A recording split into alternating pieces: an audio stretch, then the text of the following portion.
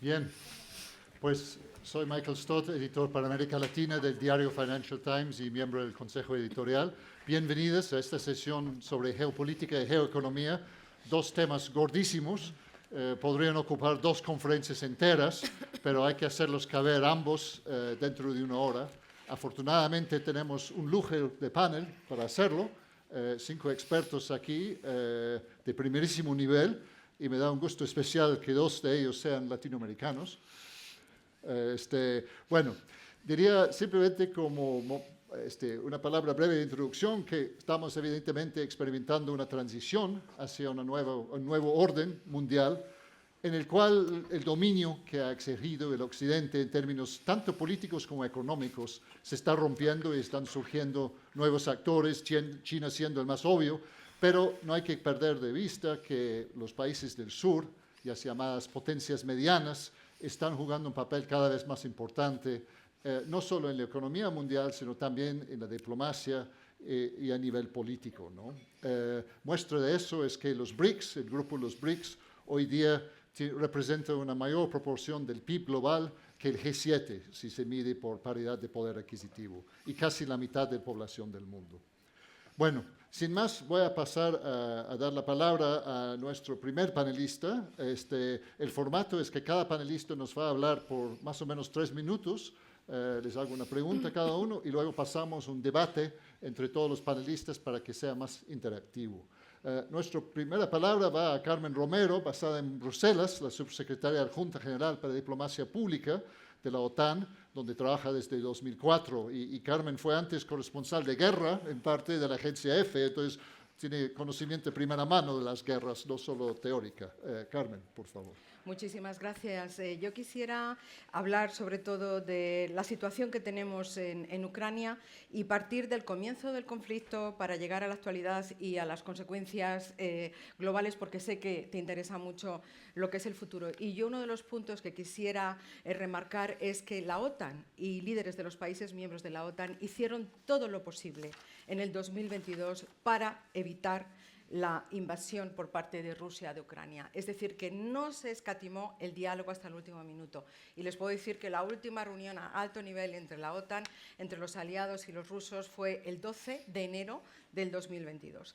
¿Y qué pasó? Que las propuestas rusas eran completamente inaceptables. Entonces, lo que hicimos, cuando vimos que el diálogo ya no era posible, lo que hicimos fue, así como reaccionamos más lentamente a la anexión ilegal de Crimea, lo que sí que hicimos fue prepararnos muy bien para la reacción de Occidente al 22 de febrero. Es decir, que la OTAN utilizó, por ejemplo, la desclasificación de inteligencia para forjar unidad política transatlántica, o sea que tuvo un papel muy político, y al mismo tiempo para forjar apoyo de nuestra opinión pública, porque tanto la OTAN como la Unión Europea iban a tomar decisiones muy importantes en la mañana en la que los rusos entraron en Ucrania.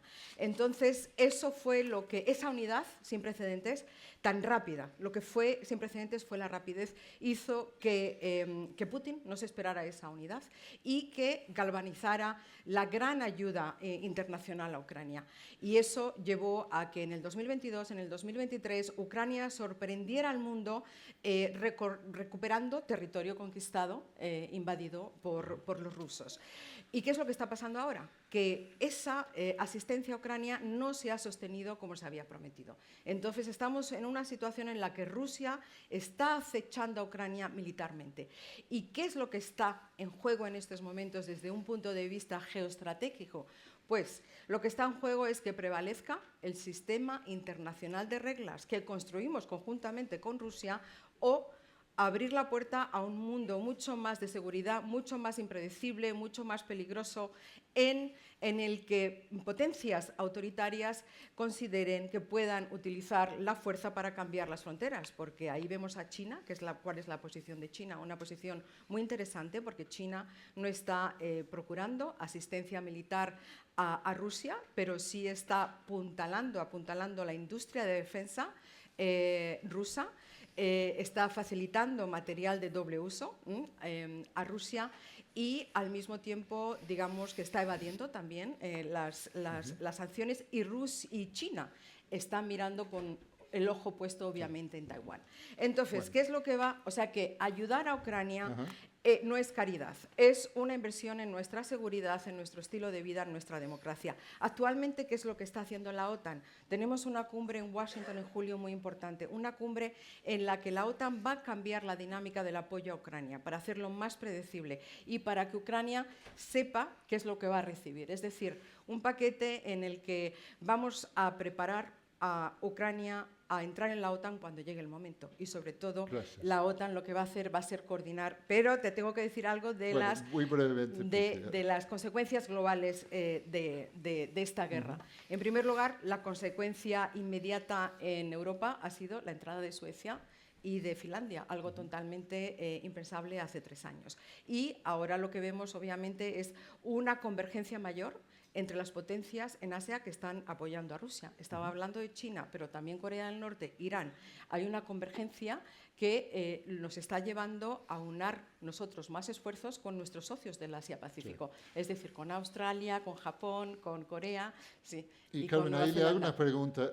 ¿Cómo se va a terminar esa guerra? Todas las guerras terminan en negociación. ¿Cómo ve la negociación para terminar? Entonces, lo que hay que hacer, como decía, es urgentemente apoyar a Ucrania con defensas aéreas, con municiones, para ayudar a Ucrania a que empiece otra vez. Primero tiene que resistir, obviamente, y que pueda estar en condiciones de contrarrestar el ataque que está llegando ahora a cabo Rusia para poder sentarse a negociar. Porque sabemos que, bueno, el final de las guerras normalmente es impredecible, pero el que está en una posición fuerte en el territorio, en el terreno de batalla, es el que puede sentarse a negociar con una posición de fuerza. Por lo tanto, que estemos en una situación en la que Ucrania pueda volver a recuperar territorio invadido por los rusos y negociar una paz justa y duradera. De acuerdo, muchas gracias, Carmen. Vamos a pasar ahora la palabra a nuestro próximo panelista, Ángel Gurría, conocido muchos de ustedes, ¿no? Viene de la Ciudad de México, actualmente preside el Foro de Paz de París, ex secretario general de la OCDE durante 15 años. Y le voy a pedir a Ángel que nos hable en especial de lo que podría suceder si llegara Donald Trump a la presidencia americana. Un tema obviamente que le queda difícil tocar a la embajadora de Estados Unidos, pero Ángel sí lo puede hacer y desde un punto de vista privilegiado, estando en México al lado de Estados Unidos con su amplio conocimiento de Estados Unidos. Ángel, por favor. Quizá el cambio más grave y el riesgo mayor que corre, y no digo ninguna región en particular, sino la humanidad entera, es la posibilidad de que Donald Trump sea el próximo presidente de los Estados Unidos. ¿A qué me refiero? ¿Y por qué?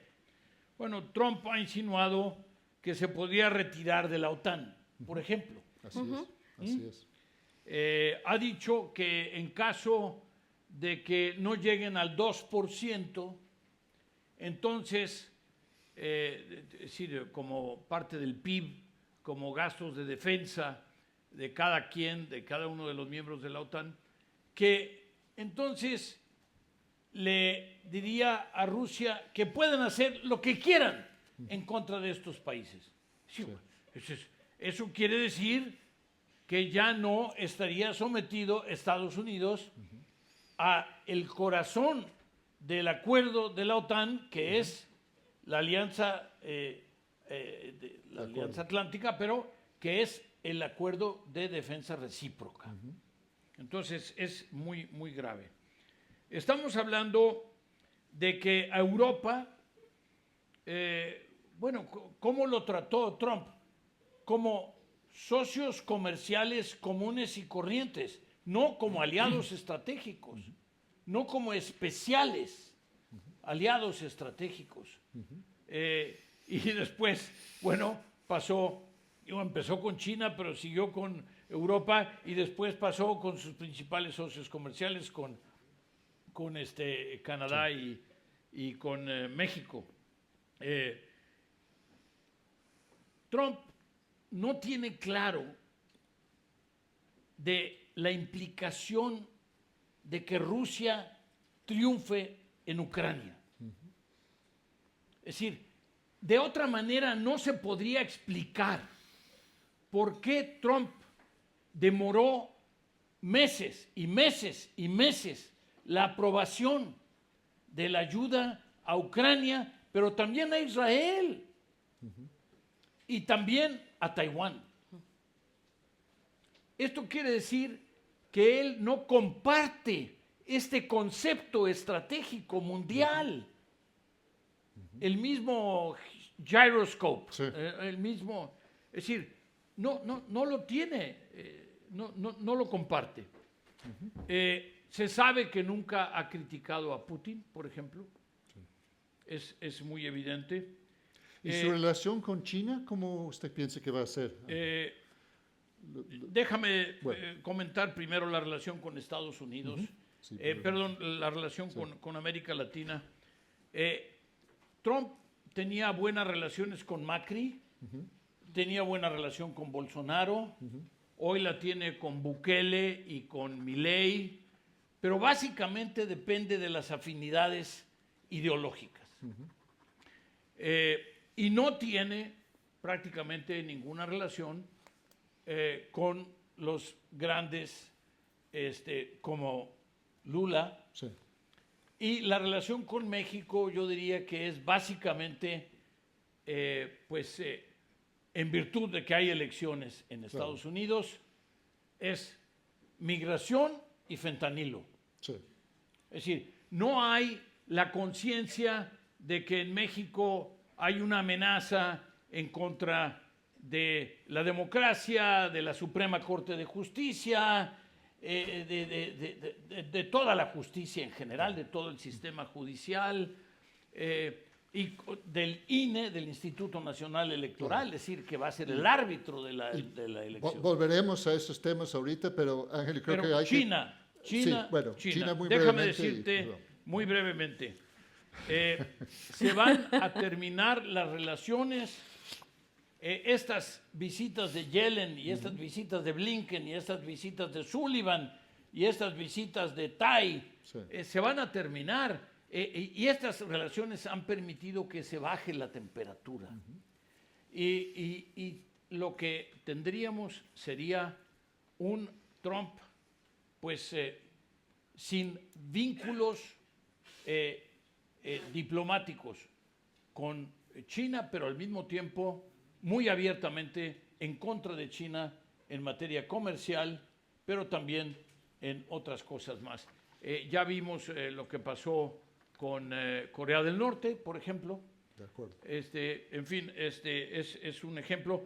Y yo diría que lo más grave en la región es que muy probablemente se terminarían o estarían en peligro los acuerdos que tiene con Japón, con Filipinas y con Corea respecto de China.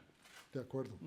Bien, bueno, muchísimas gracias, Ángel. Ahora con ese cuadro geopolítico pasamos un poco más ya al tema geoeconómico en manos de Rebecca Greenspan, basada en Ginebra, secretaria general de la Conferencia sobre Comercio y Desarrollo de la ONU, antes secretario general de la Secretaría General de Iberoamérica aquí en Madrid.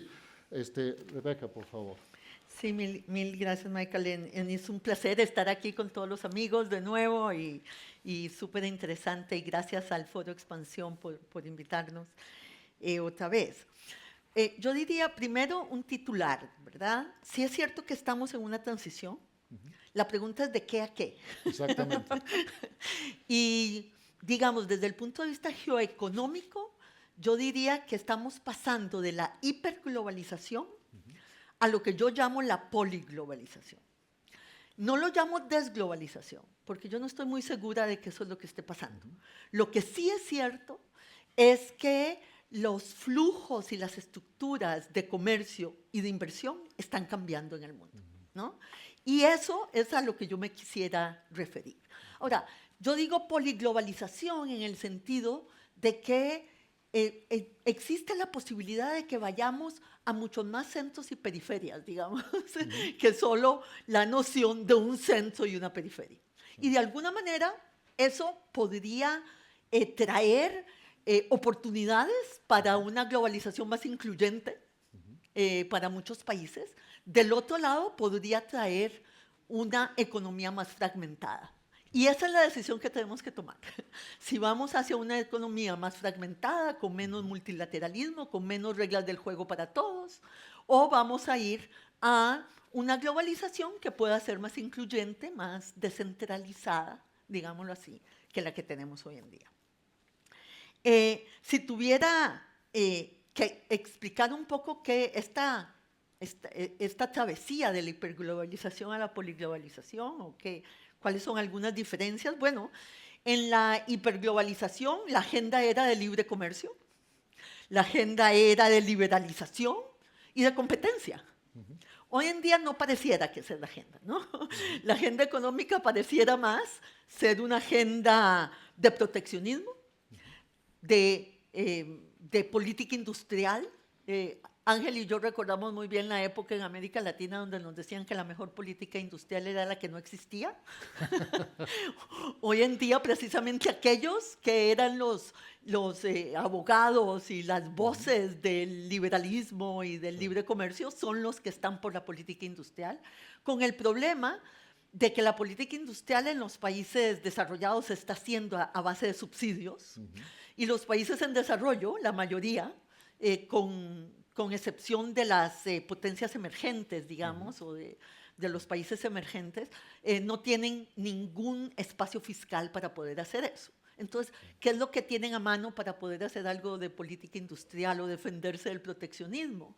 Pues usar las tarifas y usar las cosas que precisamente están prohibidas dentro de WTO, dentro de la OMC, ¿no? Entonces, ese es un problema porque nos puede llevar a una fragmentación, a una ida en contra de las reglas establecidas, ¿no? Y la otra que yo diría es que la geopolítica y no la economía está liderando las decisiones, ¿no? Si vemos algunas de las cosas que están pasando, ni la tecnología, ni el comercio, ni la inversión están libres de las decisiones geopolíticas, Sí, ¿no? totalmente. Algunos datos nada más, como tweets, y ya veremos en la conversación, ¿no? El otro elemento, que a mí me parece importante de esta nueva economía es la concentración de los mercados. La concentración que vemos en el tema digital es bastante obvio, ¿no? Sí. No es la competencia el tema, sino el poder de mercado. Claro. Algunos datos. El crecimiento del Producto Interno Bruto Mundial, de la inversión extranjera y del comercio internacional son realmente mediocres.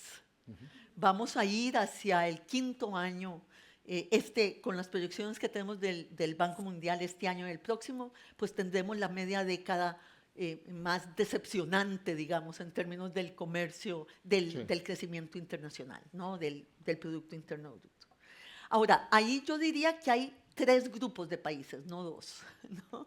Tenemos, como le decía Michael, tenemos los países ricos, y el soft landing de Estados Unidos pareciera que se va a dar, y eso es una muy buena noticia para el mundo, ¿no? Hay más resiliencia en la economía mundial, pero cuando desagregamos, tenemos por un lado los países ricos. Europa no le está yendo bien, pero tienen la resiliencia y tienen la economía que les permitirá salir adelante. Y creo que ahí eso es un buen punto para que entre Enrique, sí. ¿no? Sí. Tenemos los países grandes o emergentes, con excepción en los BRICS, probablemente de Sudáfrica, les va bien. A pesar de las debilidades de la economía china, uno dice, va a crecer alrededor del 5%, en una economía tan grande como la China, pues mucho más que Europa y que Estados Unidos. Claro. Y después estamos todos los demás, Bueno. los pequeños y los medianos, que no tenemos cómo competir en ese mundo sin reglas que está por venir. Muchas gracias, Rebeca. Pasamos ahora a Enrico Paletta. Le vamos a dar la palabra. Basado en Roma, es el reporter sobre el futuro del mercado único europeo. Ha estado viajando por el continente, tanto investigando el informe como después presentándolo. Ex primer ministro de Italia, por supuesto, diputado de la Cámara Italiana, presidente del Instituto Jacques Delors. Bueno, todos esos desafíos para el continente europeo, ¿cómo debe ser la respuesta europea, Enrique? Muchísimas gracias al Foro Expansión, al European House Ambrosetti, un saluto al presidente Cairo, El riesgo es que voy a empezar en español y terminar en itañol. So I will switch into English, so sorry for that. But I would like just to say that I'm very pleased to say a few words on the conclusions of the report. I had 65 cities in my Tour d'Europe in the last 8 months. One of the cities was Alcalá de Henares. I was here with a fantastic meeting with the Friends of the Single Market. So the Spanish presidency organized with the Finnish government and other 14 governments. A meeting here I attended in December. And many other cities in Spain also on this listening mood. In a few words, we are lagging behind the US and we are lagging behind China with Europeans. Why? First of all, because we are fragmented. In reality, we are considered a unique space, but we are not. I take 3 examples: telecom, energy, financial services. We are only in words a single market on the 3. In reality, we are 27 markets on telecom, 27 markets on energy, 27 markets on financial services. Why? Because when the European leaders decided to have a single market 40 years ago, they decided that this single market was for all but these 3 main sectors. And these 3 main sectors were left for the national dimension, strategic dimension, because member states were so big at that time that it was enough in their thoughts. And today is no more enough. Pero Because the dejaron world, de incluir los más importantes, ¿no? yeah, the world has completely changed today, and being just national, I give you just one example that is very, very, I would say, meaningful on telecom. On telecom, the average number of clients for an American operator is 107 million clients. The average number for a Chinese operator is 467 clients. The average number for an European operator is 5 million clients. The gap is so huge that we are not able to compete. We are able to compete just in some fields. One, Airbus. On Airbus field, we are able to compete because we don't have one Spanish Airbus, one Italian Airbus, one French, or one German Airbus. We have one European Airbus. And this European Airbus is able to beat the Americans, Boeing.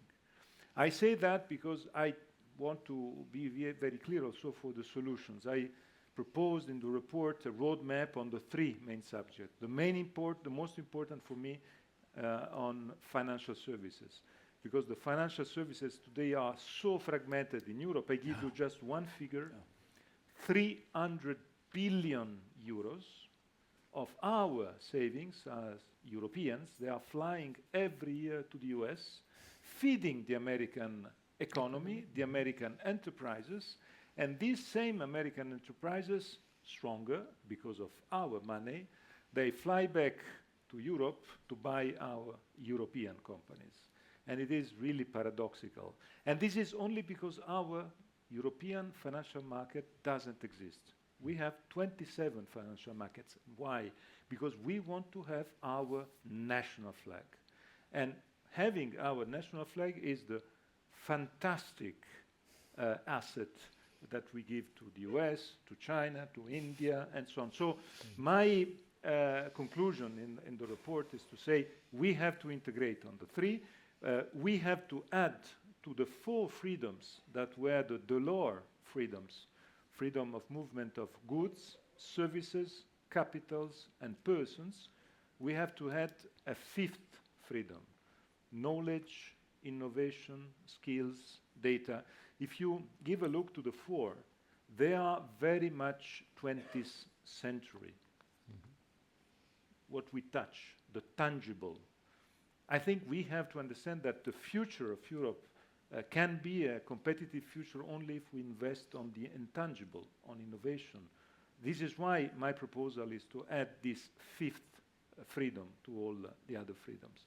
In the report, you have many other topics, but my 3 minutes are at the end. Thank you. And I stop No, here. thank you so much, Enrique, Enrico, for that summary of the report. It's amazing to think que parte del problema fue el diseño original del mercado único.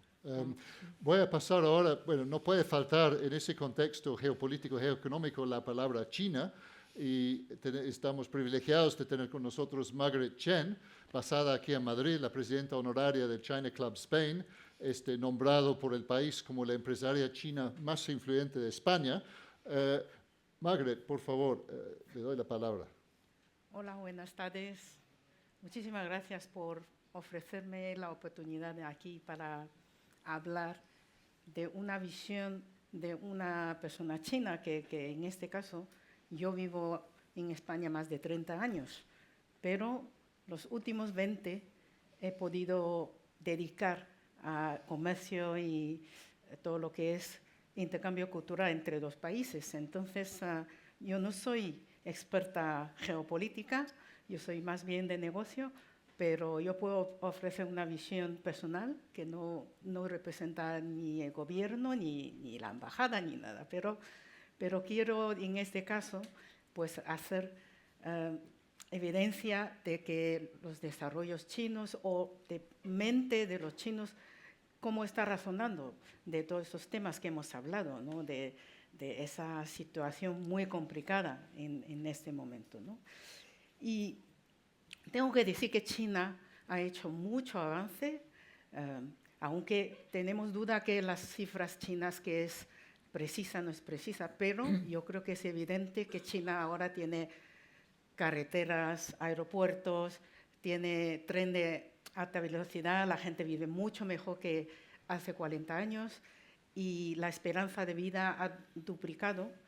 Y entonces yo creo que eso puede discutir cuánta gente que ha salido de pobreza, pero muchas. Hay gente que dice 500 millones y otro dice 700. Pero la verdad que ha hecho mucho cambio. Yo creo que vale la pena estudiar qué ha hecho bien, qué ha hecho mal, ¿no? Y luego también China es ahora un país de fábrica del mundo y es número 1 de proveedor de 140 países. Entonces, ahora estamos hablando de que estamos en el momento de descoplamiento entre China y Estados Unidos y yo creo que yo puedo ofrecer una visión de qué podemos hacer como Europa o como España.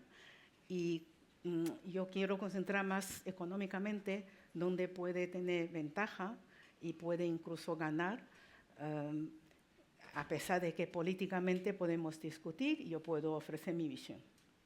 Muchísimas gracias. Gracias, Margaret, muy amable. Bueno, pasemos ahora un poco al debate. Quisiera iniciarlo preguntándole a Rebeca, pues se comenta mucho en mis viajes en América Latina, Estados Unidos, que Europa es líder mundial en regulación, pero no en mucho más. Y si eso es un poco la perspectiva desde Ginebra y si lo que ha comentado Enrico sobre los desafíos a Europa y cómo puede manejarlos, le suena desde Ginebra con una perspectiva mundial. Bueno, yo creo que Enrico tiene mucha razón en una cosa inclusive que podría ser más general, y es que si no hay mayor integración, a África le pasa lo mismo, a América Latina le pasará lo mismo.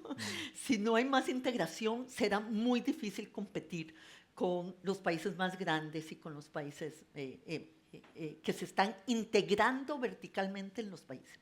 O sea, una de las cosas que nosotros vemos que está pasando es un debilitamiento de las cadenas de valor y una mayor integración vertical al interior de los países más grandes, ¿no? Y eso supone que habrá menos comercio de bienes intermedios, más comercio de bienes finales y que el tema de la competencia será mucho más difícil, ¿no? Entonces, yo creo que Enrico tiene mucha razón. Creo que el mismo argumento podemos usar para África. África no tiene ninguno de los países estos grandes de los que hemos hablado. América Latina tienen a Brasil y a México, ¿no? Pero no integrados dentro de América Latina.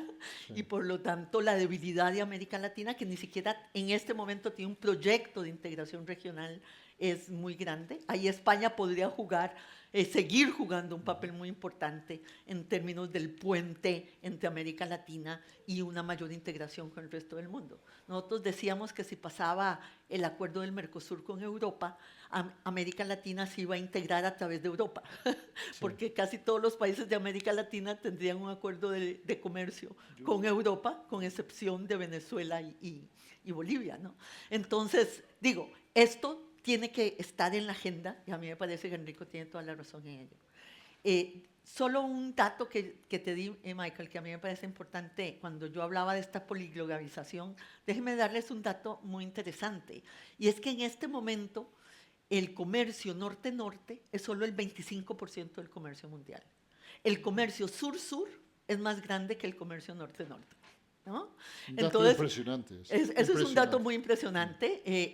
El comercio norte-norte pasó de ser en los 80s el 60% del comercio mundial a hoy en día a ser solo el 25% del comercio mundial, ¿no? Sí. Entonces eso también me parece que es un elemento muy importante para lo que eso Enrico trae está planteando en consigo Europa. desafíos geopolíticos para alianzas como la OTAN, porque si bien Carmen nos ha hablado de unidad, al menos en Europa, en torno a Ucrania, desde la perspectiva del sur, lo de Ucrania se ve de una forma muy distinta, lo puedo decir por mis viajes por América Latina.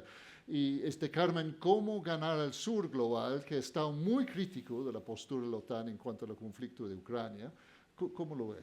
Sobre todo utilizando y mostrando los hechos, y es que hay un país que ha sido invadido y hay otro país que es invasor, y que digamos que la arquitectura de seguridad euroatlántica que construimos conjuntamente con Rusia ha sido violada por la propia Rusia. Es decir, puedo dar como ejemplo el acto fundacional OTAN-Rusia, que fue firmado en 1997, en el que Rusia pues estaba de acuerdo con respetar la soberanía, la independencia y las fronteras de otros países.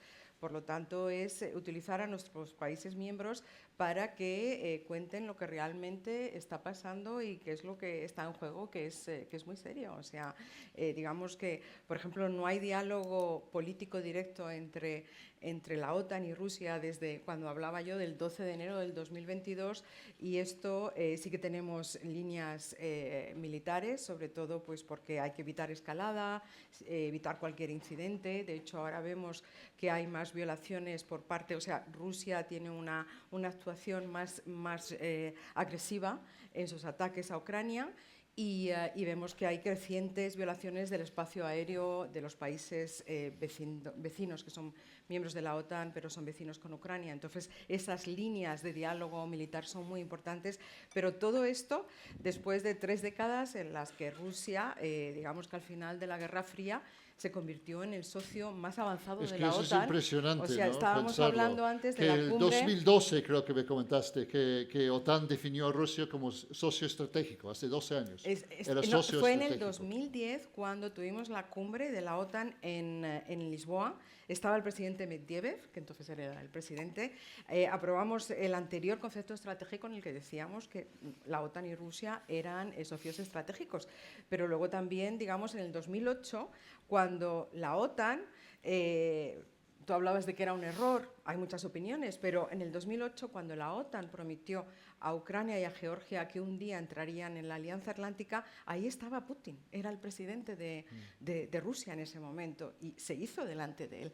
Claro. Por lo tanto, digamos que es una situación muy preocupante, y es cierto, somos conscientes de que hay una batalla de narrativas y que hay una percepción en el sur que es muy diferente de la que tenemos en Europa, y yo pienso que ahí son los hechos, son los formadores de opinión, son los expertos los que son los países miembros, en este caso de nuestra organización de 32 países, los que tienen que contar qué es lo que está pasando, y es que hay un país que ha hecho saltar por aire el sistema de normas internacional. Y pues pensando en ese nuevo mundo incierto que está en cambio, hay muchas preguntas en torno a la arquitectura institucional mundial, ¿no? Y quería, Ángel, preguntarle a usted, con su amplia experiencia pues, en el OCDE, ¿qué organizaciones podrían ofrecernos puentes, ¿no?, entre esos bloques de países que están emergiendo, sobre todo entre el norte y el sur, en un momento en que el mundo está necesitando más que nunca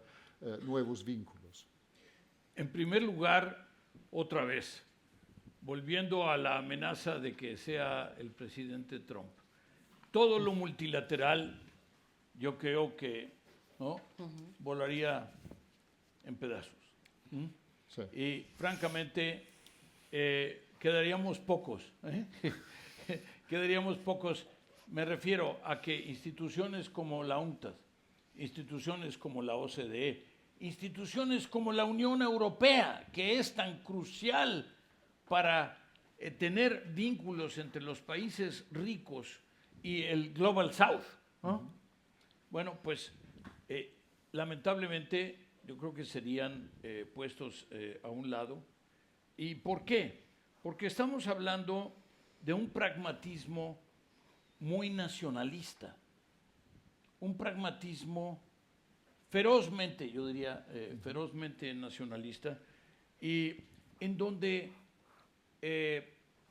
hoy el presidente Biden ve a Macron, a Scholz, a Rishi Sunak, a gentes como Pedro Sánchez, como Meloni, como soluciones, como vínculos que pueden generar soluciones.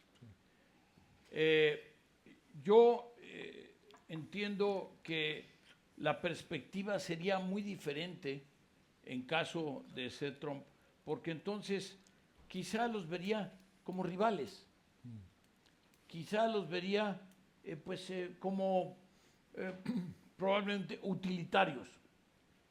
Y estamos hablando de que el mundo hoy no solo es Estados Unidos, ya estamos viendo que el norte-norte es solo 25%, sino que se necesita que el sur-sur, que ya tiene más comercio sur-sur que el norte-norte, pero además que lo norte-sur sea creciente y lo norte-sur se acumule y lo norte-sur agregue a la integración de bloques como el latinoamericano, que están totalmente fragmentados, o como el africano, que están totalmente fragmentados. Y en Asia hay una vinculación mayor, yo diría, pero también dependen crucialmente de lo que los países industriales hagan. Un momentito, después pasamos. Enrico, quería preguntarle ahí, nos habló de telecomunicaciones, de energía, de servicios financieros, en cuanto a integración del mercado único. Pero ese mercado único, ¿qué tan cerrado debe estar hacia el resto del mundo? Porque en otros lugares del mundo, en América Latina, hay un gran desencanto en cuanto al proteccionismo europeo, un sentimiento de que mecanismos como el impuesto al carbón, la ley de deforestación, están siendo utilizados por una especie de proteccionismo disfrazado. O sea, ¿qué tan abierto debe ser esa Europa? I think it has to Después be pasamos. more Sí, open, and what we had until now as approach, I think, was related to a particular period. It was the period in which we launched some of the most important regulations on climate change. So now we have to test these regulations. You mentioned CBAM, but maybe in the application of these regulations now we have to be more open. I completely share what Rebecca just said. We need to be in an open world. Europe has an enormous interest to be in an open world.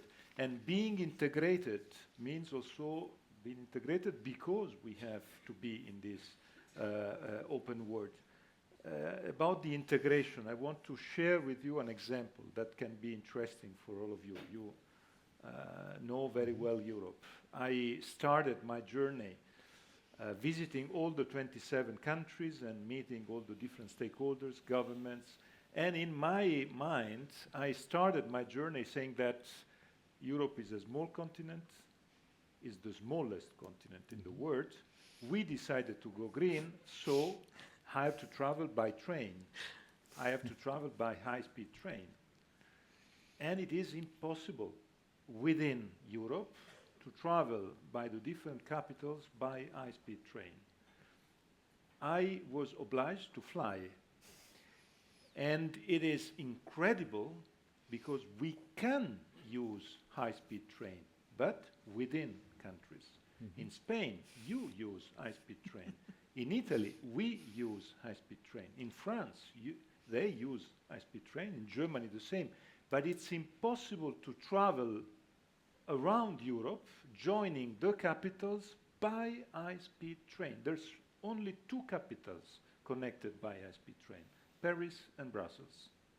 It's unbelievable. It's a shame if we think a little bit about what we are and what is our future. So my first proposal in the report is exactly coming from my own experience in this trip, is to say it's a shame that we are obliged to fly among all our capital, to fly from Tallinn to Vilnius, from Vilnius to, from Prague to Budapest.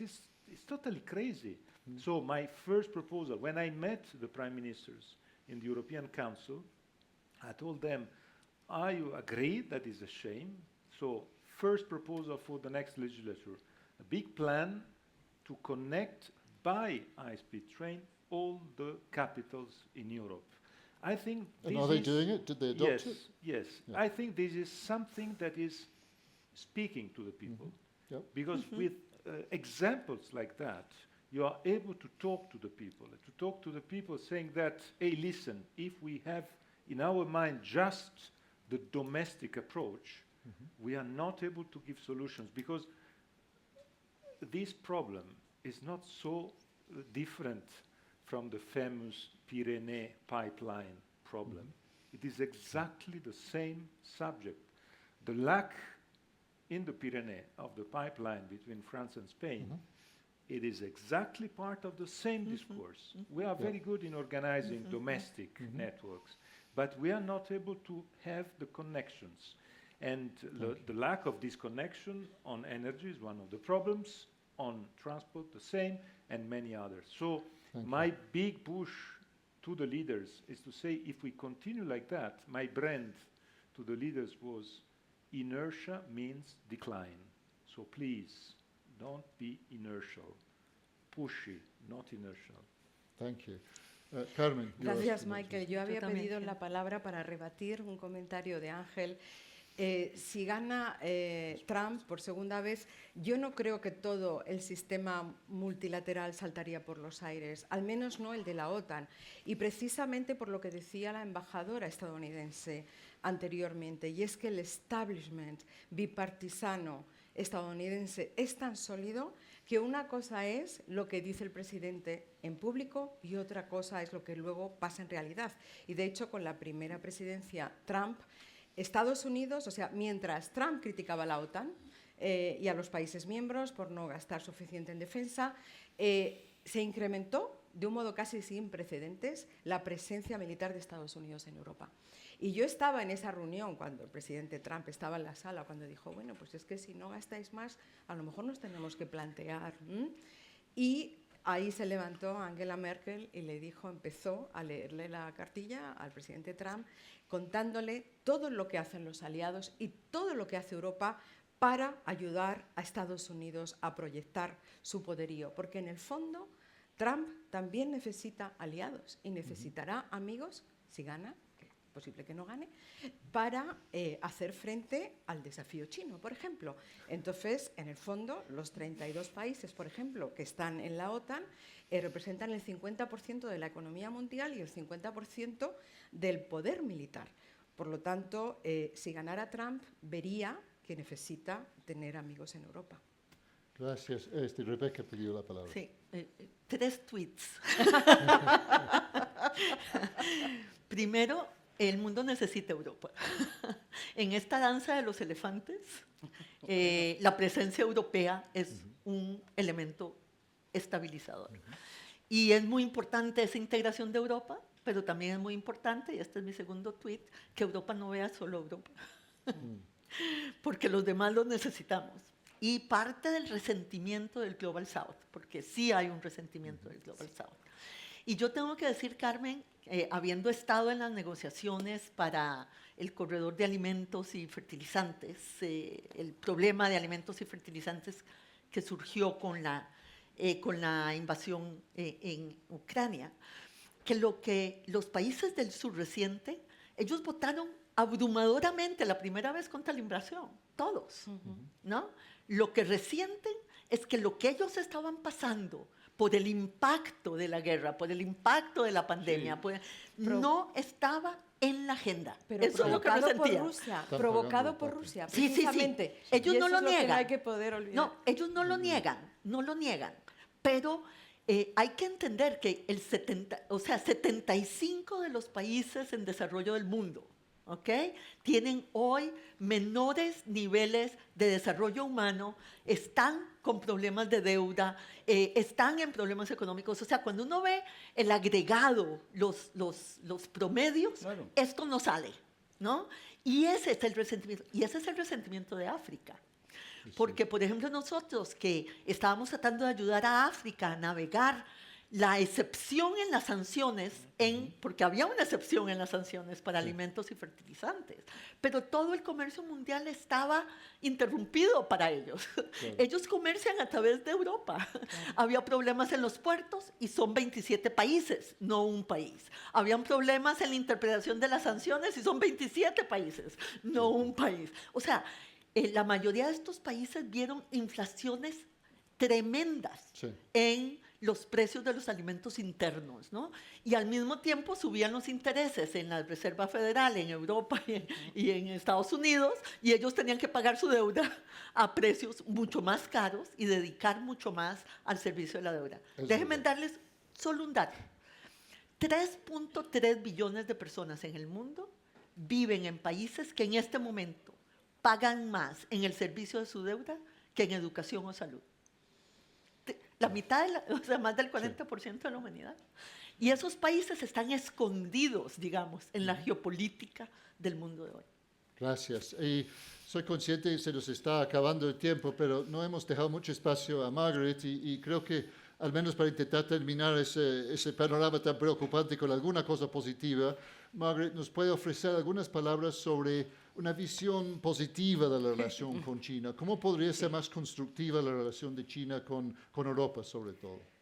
En Yo ese creo contexto que tan difícil. una buena noticia que la última visita de Blinken a China, y Blinken ha dicho que no quiere descoplamiento total y quiere empezar incluso colaborar en artificial inteligencia con China. Entonces yo creo que, como ha dicho la embajadora, que yo creo que grandes países hay que tener responsabilidad. Ese mundo vive, o sea, nuestra vida depende mucho si da guantazos o tiene colaboración. Yo creo que una buena comunicación es muy importante y yo he visto la esperanza. Así que... Bueno, muchas gracias. Creo que ya el tiempo se nos acabó, pero les agradezco muchísimo a los panelistas por una excelente discusión. Bueno, mi amor.